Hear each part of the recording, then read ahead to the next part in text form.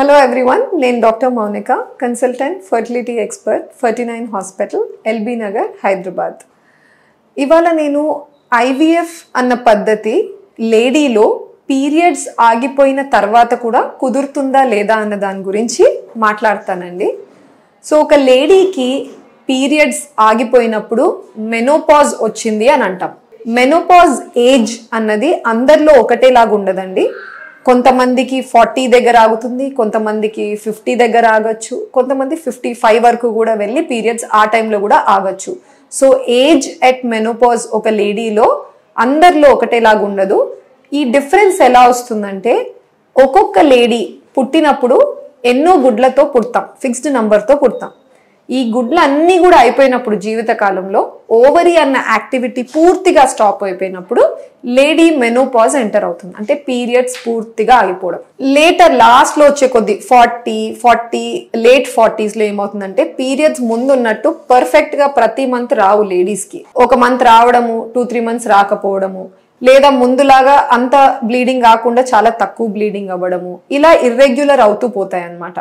పూర్తిగా 1 year continuous గా మీకు పీరియడ్ రాలేదు అంటే అప్పుడు మీరు మెనోపాజ్ ఎంటర్ అయినట్టు. ఒక్కసారి మెనోపాజ్ ఎంటర్ అయిన తర్వాత దీని మీనింగ్ మీ ఓవరీస్ పూర్తిగా యాక్టివిటీ ఆపేశాయి, గుడ్లు మీ బాడీలో పూర్తిగా అయిపోయాయి కాబట్టి గుడ్డు పెరుగుదల తీసుకురావడం మెడికేషన్స్ తో చాలా కష్టం అవుతుంది. ఇటువంటి కేసుల్లో యూజువల్ గా మేము ట్రీట్మెంట్ ఆప్షన్ ఏది ఇస్తామంటే డోనార్ గుడ్లతో వెళ్ళమని చెప్తాం.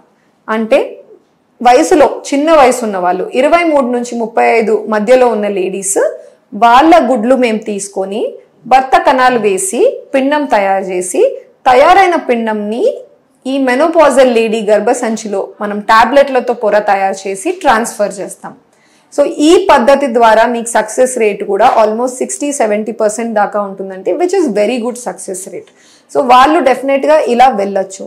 రేర్ ఇన్స్టెన్సెస్లో ఏమవుతుందంటే మెనోపాజ్ ఎంటర్ అయిన తర్వాత కూడా కొంతమంది లేడీస్ వాళ్ళ గుడ్లతోనే ప్రెగ్నెన్సీ కావాలి అని కోరుకుంటారు. ఇది క్వైట్ రేర్ అండి, అండ్ సక్సెస్ రేట్ కూడా చాలా తక్కువ ఉంటుంది, and little experimental, but try చేయొచ్చు. అప్పుడు ఖచ్చితంగా నాకు డోనర్ ఎగ్ వద్దు, ఇలానే వెళ్ళాలనుకుంటున్నాను అంటే అప్పుడు ఏం చేయొచ్చు అంటే, మీ బ్లడ్ తీసుకొని మేము పిఆర్పి అని ఒక సొల్యూషన్ తయారు చేసి మీ అండాశయాల్లోకి ఎక్కిస్తాం. ఇలా 1 time లేదా 2 times చేసి అట్లీస్ట్ ఆ ఫాలోయింగ్ మంత్లో స్కాన్లో మనకి ఏమన్నా గుడ్లు కనపడుతున్నాయా, 1-2 అన్నా కనపడుతున్నాయా లేదా చూసుకుంటాం. సపోజ్ కనపడితే ఇంజెక్షన్స్ ఇచ్చి ఆ ఫాలికల్ని మేము పెద్ద చేసి గుడ్డు బయటికి రిట్రీవ్ చేసే ప్రయత్నం చేస్తాం. ఆ గుడ్డు లోపల కణం వేసి మీరు చాలా లక్కీగా ఉండి పిండం కూడా తయారైతే ఆ పిండంతో మీరు ట్రాన్స్ఫర్ వెళ్ళొచ్చండి. బట్ ఈ పద్ధతిలో కూడా ఏమవుతుందంటే తయారైన పిండము ఎక్కువ వయసు ఉన్నప్పుడు తీసిన గుడ్డు కాబట్టి జన్యు పరంగా నార్మల్ ఉండే అవకాశము 10% కంటే తక్కువ ఉంటుంది, వెరీ లో. సో ఎక్కువగా ఫెయిల్ అవ్వచ్చు ట్రాన్స్ఫర్ చేసుకున్నా, లేదా పాజిటివ్ వచ్చినా రేపు డౌన్ ద లైన్ ప్రెగ్నెన్సీలో మిస్క్యారేజ్ అయ్యే అవకాశం లేదా ప్రాబ్లమ్స్ తో బేబీస్ పుట్టే అవకాశాలు చాలా హై ఉంటాయి. అందుకే మీరు పిండం తయారైనా కూడా జన్యు పరంగా ఎలా ఉందో PGTA అన్న టెస్టింగ్ చేసుకొని బాగుంటే మాత్రమే మీరు అటెంప్ట్ చేయండి. Otherwise the option of donor eggs available ఉంటుందండి. As long as husband wife ఇద్దరు ఒప్పుకుంటేనే మేము ఈ ట్రీట్మెంట్కి ముందుకు తీసుకెళ్తాం.